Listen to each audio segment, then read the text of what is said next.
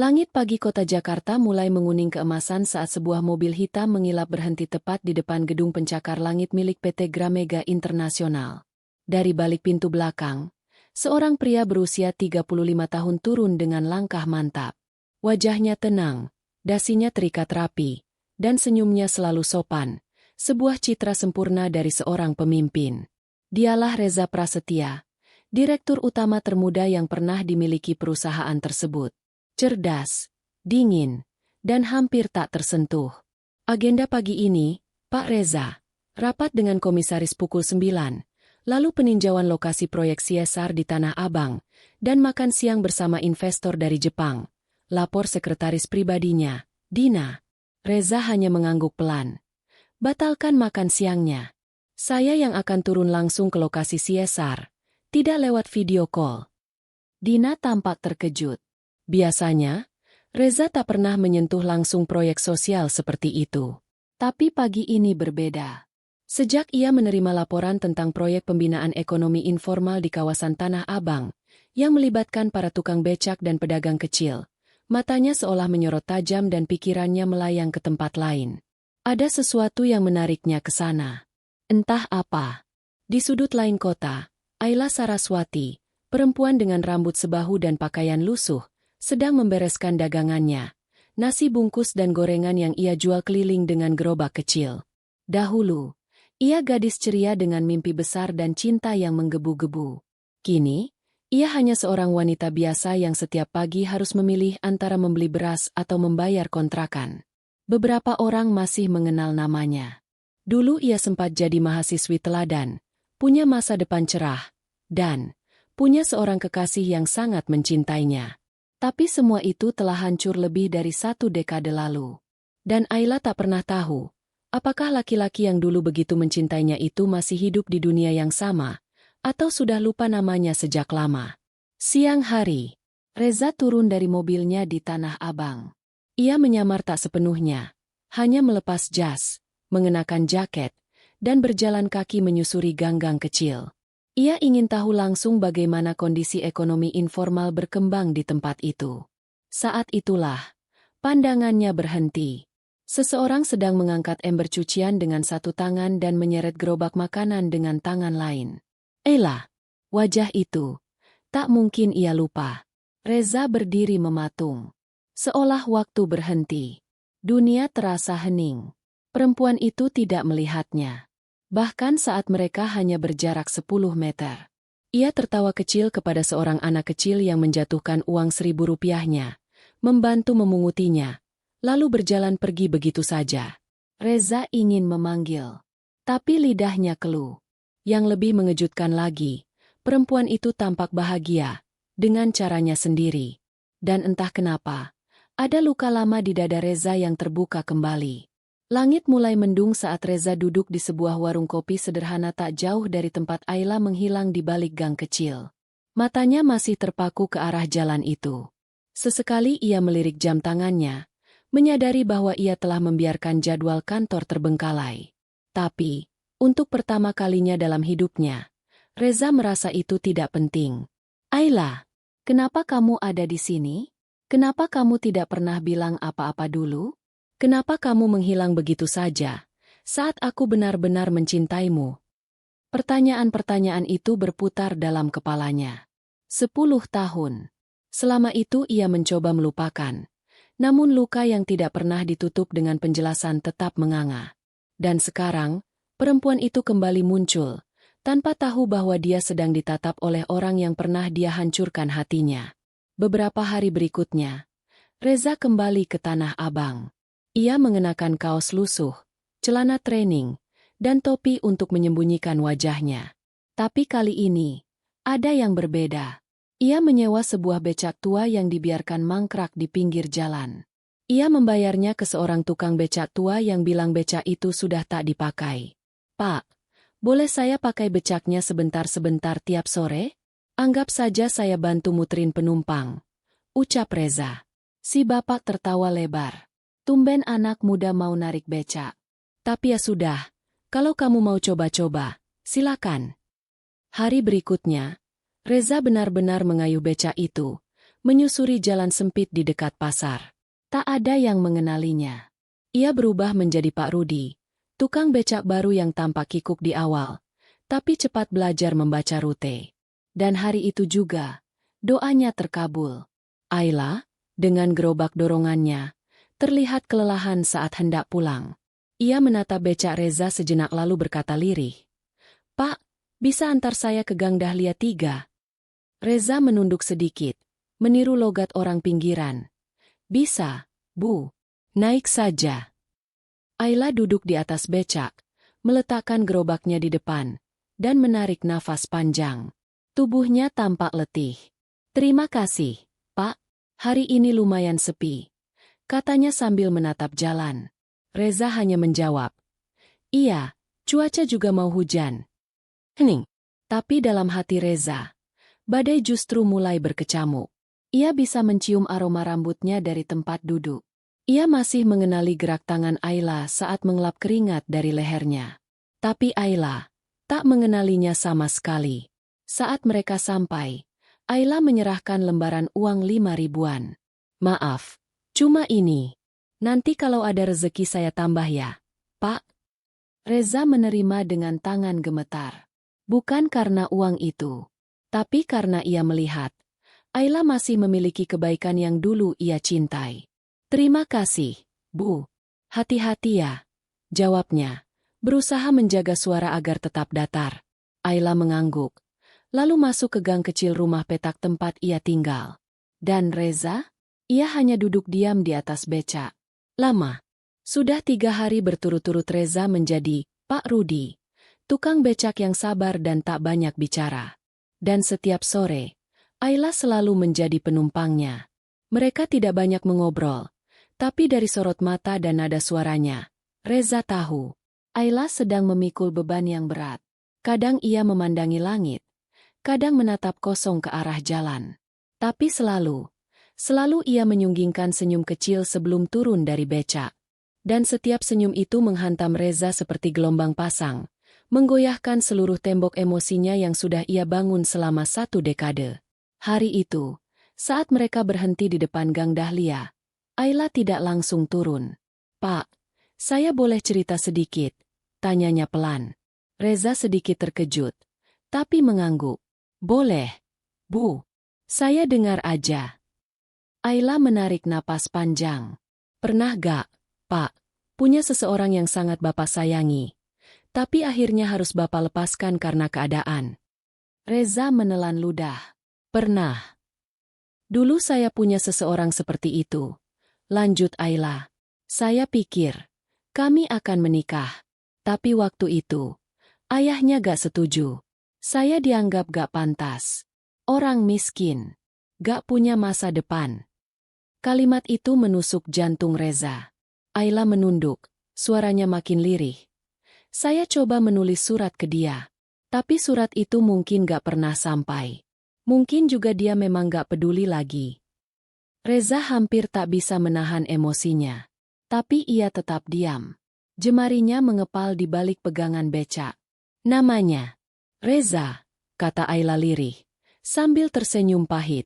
"Dia laki-laki paling baik yang pernah saya kenal." Malamnya, Reza kembali ke apartemen mewahnya di lantai 37. Ia berdiri lama di depan jendela kaca besar, menatap lampu-lampu kota yang gemerlap. Tangannya gemetar saat membuka sebuah kotak kecil dari lemari pribadi. Di dalamnya, ada sepucuk surat usang yang sudah menguning. Surat dari Ayla. Dikirim 11 tahun lalu, tapi tak pernah sampai ke tangannya. Baru ia temukan 2 tahun setelah Ayla menghilang, terselip dalam dokumen lama yang dikirim dari rumah ayahnya. Kala itu, sudah terlambat. "Reza, aku pergi bukan karena aku ingin, tapi karena aku harus. Mereka mengancam akan menghancurkan hidupmu kalau aku tetap di sisimu." Hari keempat menjadi Pak Rudi, Reza merasa makin sulit memisahkan dirinya dari kebohongan yang ia ciptakan. Setiap percakapan kecil dengan Ayla adalah luka yang terbuka. Setiap senyuman darinya adalah penyesalan yang dalam. Tapi entah kenapa, ia justru merasa damai di dekat perempuan itu. Walau ia harus menyamar jadi tukang becak biasa. Sore itu, Saat hujan rintik-rintik mulai turun, Ayla masuk ke dalam becak sambil menggigil kecil. "Maaf, Pak. Saya basah dikit. Tadi buru-buru lari dari pasar." "Gak apa-apa, Bu," jawab Reza, dengan suara yang makin sulit ia samarkan. "Mau saya pinjemin jaket?" Ayla menoleh. "Wah, baik banget Bapak ini. Mirip seseorang yang dulu pernah saya kenal." Jantung Reza berdetak lebih cepat. "Kalau boleh tahu, orang itu sekarang di mana, Bu?" tanyanya perlahan. Ayla menghela napas. "Entahlah, mungkin sudah menikah. Jadi direktur. Hidup di gedung-gedung tinggi. Lupa sama orang kayak saya." Reza menunduk. Kalau dia tahu kondisi ibu sekarang, mungkin dia akan datang. Ayla hanya tertawa kecil. "Kalau dia datang, saya gak tahu harus bilang apa. Antara pengen marah atau peluk dia." Malamnya, Reza memutuskan untuk berbicara dengan sahabat lamanya, Bayu, yang kini menjadi pengacara perusahaannya. Ayla masih hidup. Dia tinggal di gang kecil dekat Tanah Abang. Jualan makanan, hidupnya berat. Bayu terdiam sesaat. "Jadi kamu masih belum bisa lupain dia, ya?" Reza mengangguk. "Terus, kamu mau terus pura-pura jadi tukang becak?" "Aku belum siap dia tahu aku siapa. Aku takut dia benci aku karena semua yang terjadi dulu." Bayu menatap sahabatnya dalam-dalam. "Reza, kamu harus tahu, Ayla gak pernah ninggalin kamu karena gak sayang. Waktu itu aku tahu, ayah kamu ngancam keluarganya. Ayla itu korban. Sama kayak kamu." Reza menoleh cepat. "Kamu tahu semua ini dari kapan?" Bayu menunduk. "Dari dulu. Tapi aku disuruh diam." Keesokan harinya, saat Reza kembali menarik becak di sekitar pasar, ia melihat Ayla dikerubungi oleh dua pria berbadan besar. "Kamu masih utang 2 bulan, Ayla," bentak salah satu dari mereka. "Kalau gak bisa bayar, gerobakmu kami ambil." "Saya janji minggu depan saya lunasi. Tolong jangan sekarang." Ayla memohon, matanya panik. Reza langsung turun dari becak dan berlari. "Berapa utangnya?" tanyanya tegas. "Siapa lo? Tukang becak juga mau ikut campur?" Reza merogoh saku. Ia sudah mempersiapkan ini. 2 juta cukup, katanya sambil menyerahkan uang tunai. Kedua preman itu saling pandang, lalu mengangguk cepat dan pergi. Ayla hanya bisa berdiri terpaku. "Pak, kenapa Bapak bantu saya?" Reza menatap matanya dalam-dalam. "Hujan turun deras. Karena saya gak tahan lihat ibu terluka." Sejak kejadian penagih utang itu, hubungan antara Ayla dan Pak Rudi menjadi lebih dekat. Ayla mulai percaya dan membuka diri. Ia sering berbagi cerita tentang hidupnya, tentang anak sematawayangnya yang baru duduk di kelas 1 SD, Nadine. Tentang bagaimana ia menjadi ibu tunggal setelah ditinggal suami yang tak pernah bertanggung jawab. "Saya nikah karena ingin menghapus bayangan masa lalu, Pak. Tapi ternyata, luka lama gak bisa sembuh kalau kita paksa dengan pelarian baru." Reza diam.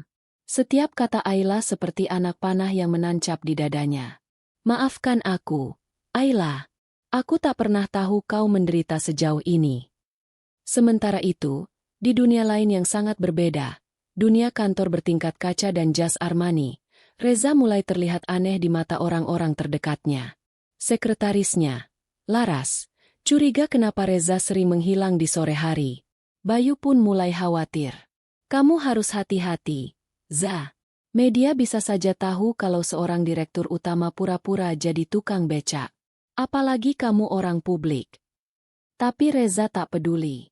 "Aku cuma mau memperbaiki sesuatu yang dulu aku hancurkan." Suatu sore, Ayla mengajak Reza ke rumahnya untuk sekadar minum teh. Rumah sederhana, dindingnya triplek, atapnya bocor di beberapa sudut. Tapi Nadine menyambutnya dengan senyum yang membuat dada Reza sesak.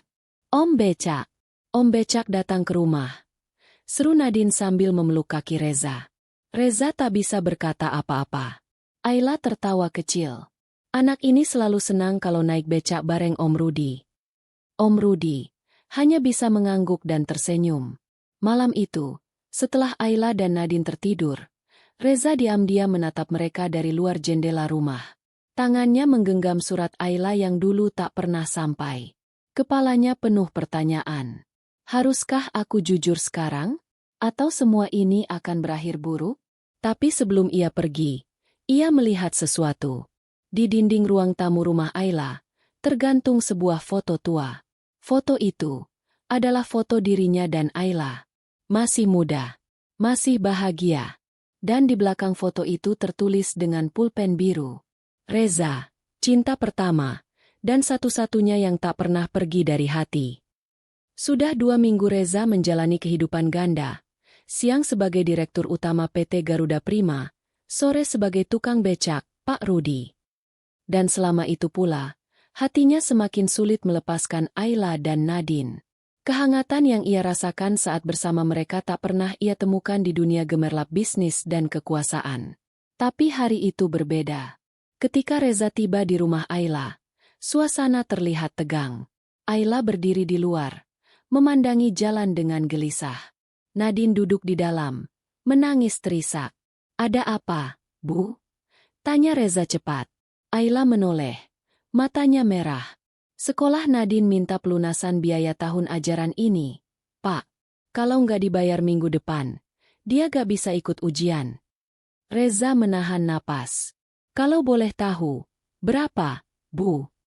3.500.000. Reza mengangguk pelan. Ia ingin langsung menawarkan bantuan. Tapi ia tahu, jika ia selalu muncul sebagai penyelamat, Ayla mungkin akan merasa dipermalukan. Ia harus hati-hati. Akhirnya, ia pergi tanpa berkata banyak. Tapi malam itu ia menghubungi Bayu. Keesokan paginya, Reza menyuruh asistennya mengirimkan sumbangan ke sekolah Nadine, tanpa nama. Hanya tertulis, untuk masa depan Nadine. Di sisi lain, Laras, sekretaris Reza, mulai mencium keanehan. Ia mengikuti mobil Reza secara diam-diam dan kaget bukan main saat melihat bos besar itu mengganti baju di sebuah rumah kecil dan keluar mendorong becak. Astaga, dia benar-benar menyamar. Laras memotret diam-diam dan mengirim foto itu pada seseorang. Wajahnya penuh kebingungan dan sedikit rasa cemburu. Sementara itu, Ayla memandangi amplop yang diberikan kepala sekolah Nadine. "Ini dari siapa, Bu?" Kepala sekolah menjawab, "Kami tidak tahu. Tapi orang itu bilang, ia mencintai anak ini seperti darah dagingnya sendiri." Ayla terpaku. "Apa mungkin? Pak Rudi?" Malam harinya, Ayla duduk sendiri di ruang tamu. Ia menatap foto lama dirinya dan Reza. "Kenapa aku merasa kau selalu dekat, Za? Bahkan saat kau tak ada." Lalu, tanpa sengaja, Nadine menarik keluar sebuah buku dari rak dan menyenggol dompet tua milik Ayla. Sebuah foto kecil jatuh dari dalamnya. Foto Reza, dengan setelan jas, berdiri di majalah bisnis nasional. Ayla memungutnya. Matanya membelalak. "Ini Reza? Tapi, ini Reza yang sekarang. Kenapa aku baru melihat ini sekarang?" Hari itu, langit Jakarta mendung. Tapi bukan hujan yang turun, melainkan beban yang mulai jatuh satu persatu dari pundak Ayla. Sejak melihat foto Reza di majalah, hatinya tak tenang. Ia menatap Pak Rudi dengan mata yang lain. Gerak-geriknya, tutur katanya, bahkan caranya tertawa, semuanya terlalu familiar. Apa mungkin Reza dan Pak Rudi orang yang sama? Sore itu, Ayla memutuskan untuk menguji. Ia menyiapkan teh manis dengan cara yang sangat khas. Cara yang hanya diketahui oleh Reza karena dulunya itu adalah minuman kesukaannya saat mereka masih pacaran. Ketika Pak Rudi datang dan menyesap teh itu, Reza langsung terdiam. Ia menatap Ayla. "Ini teh racikan Ayla. Dulu cuma dia yang tahu aku suka teh manis pakai perasan jeruk nipis, bukan lemon." Ayla hanya tersenyum tipis. "Jadi, kamu masih ingat?" Reza terdiam. Ia tahu saatnya tak bisa dihindari lagi. Setelah Nadine tertidur, Ayla duduk berhadapan dengan Reza. Tidak ada lagi kebohongan yang bisa disembunyikan di antara mereka. Aku tahu kamu bukan tukang becak biasa, Za. Reza menunduk. Maafkan aku, Ayla. Aku hanya ingin dekat lagi denganmu. Aku takut kamu benci aku. Takut kamu usir aku kalau tahu siapa aku sekarang. Ayla menatapnya lama.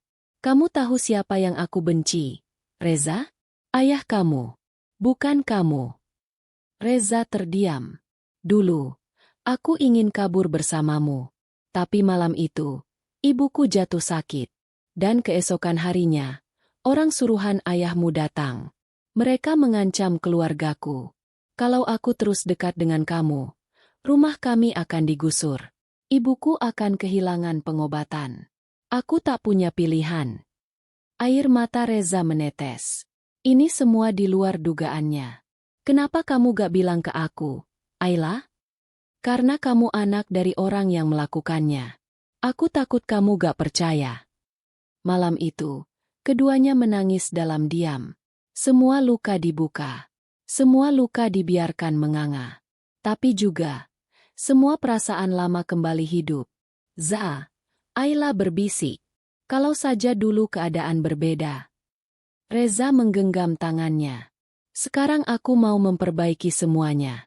Untuk kamu, dan untuk Nadine.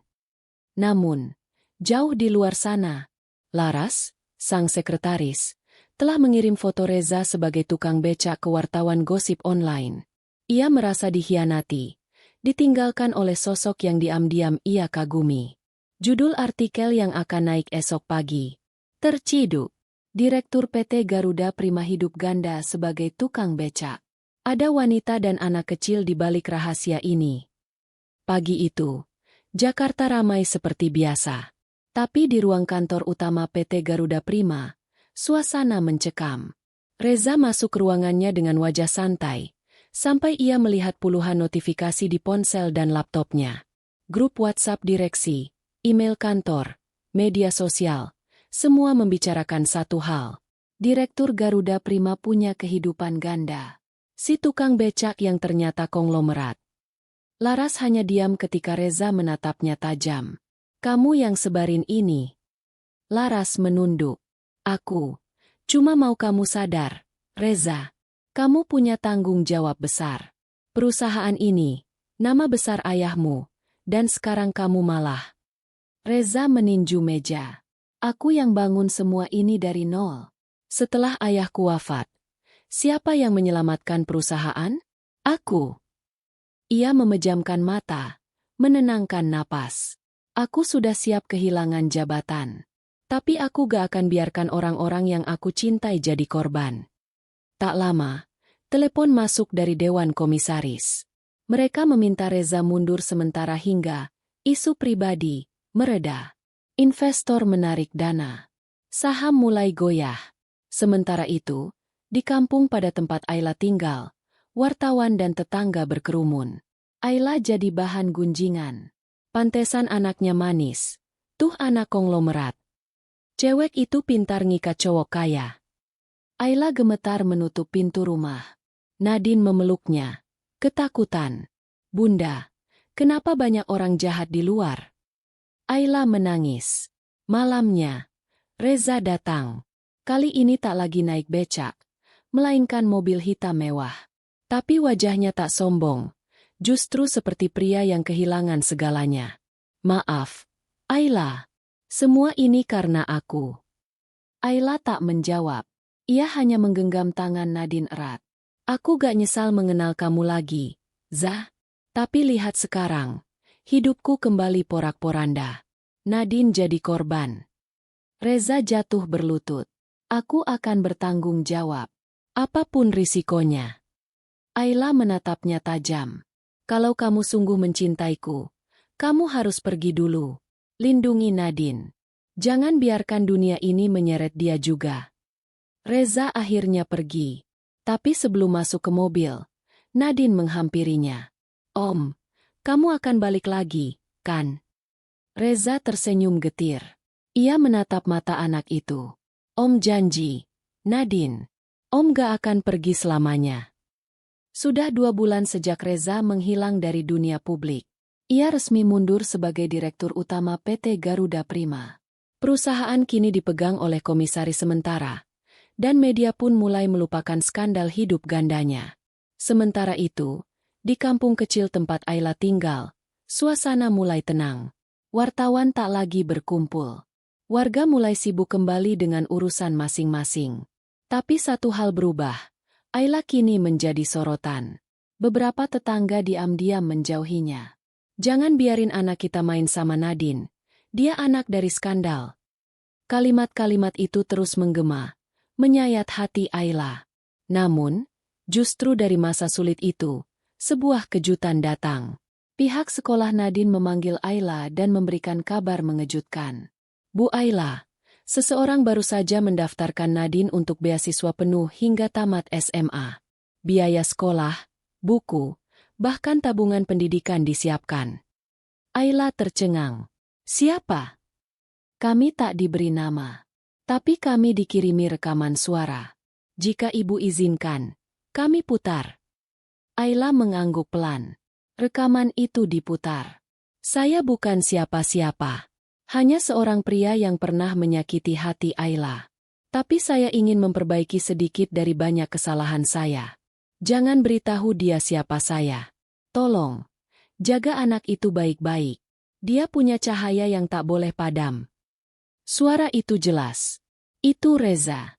Sementara itu, di kota kecil di Jawa Tengah, Reza tinggal sederhana, menyamar sebagai staf pengajar tamu di sebuah sekolah bisnis lokal. Ia mengajar diam-diam, memakai nama samaran, Pak Bayu. Ia menulis jurnal harian tentang pengalaman hidupnya. Ia mulai belajar bahwa hidup bukan hanya soal jabatan, uang, atau citra, tapi tentang siapa yang tetap tinggal saat semuanya hilang. Suatu malam, Reza menerima surat, tanpa nama pengirim. Hanya secari kertas, dengan tulisan tangan yang sangat ia kenal. Za, jika kamu benar-benar ingin memperbaiki semuanya, pulanglah. Tapi kali ini, bukan sebagai penyamar. Datanglah sebagai dirimu sendiri. Reza menggenggam surat itu. Air matanya mengalir. Untuk pertama kalinya, ia merasa diampuni. Dan untuk pertama kalinya pula, ia merasa diperbolehkan pulang. Setelah berminggu-minggu menimbang, Reza akhirnya memutuskan pulang ke Jakarta. Ia ingin menghadapi masa lalu secara jujur, bukan lagi menyembunyikan diri sebagai Pak Rudi. Di hari Reza kembali, ia langsung menemui Ayla dan Nadine di rumah sederhana mereka. Ayla terkejut sekaligus bimbang. Tapi melihat mata Reza yang penuh harap, hatinya melembut. Reza mengeluarkan sebuah amplop. Ini bukan hanya uang, Bu. Ini tabungan Nadine untuk masa depannya. Aku sudah siapkan segalanya. Dan kali ini aku mau jadi ayah yang benar-benar hadir. Nadine yang sedang bermain langsung memeluk Reza. Om, kamu benar-benar pulang. Tak lama, Ayla dan Reza duduk bersama, membicarakan masa depan mereka. Kita mulai dari nol lagi, kata Reza. Tanpa topeng, tanpa kebohongan. Ayla mengangguk. Aku siap. Untuk kamu, dan untuk Nadine. Beberapa bulan kemudian, PT Garuda Prima kembali bangkit dengan kepemimpinan baru yang transparan dan berintegritas. Reza mengambil peran sebagai konsultan, bukan direktur utama. Ia belajar bahwa kepemimpinan bukan soal kuasa, tapi tanggung jawab dan kepercayaan.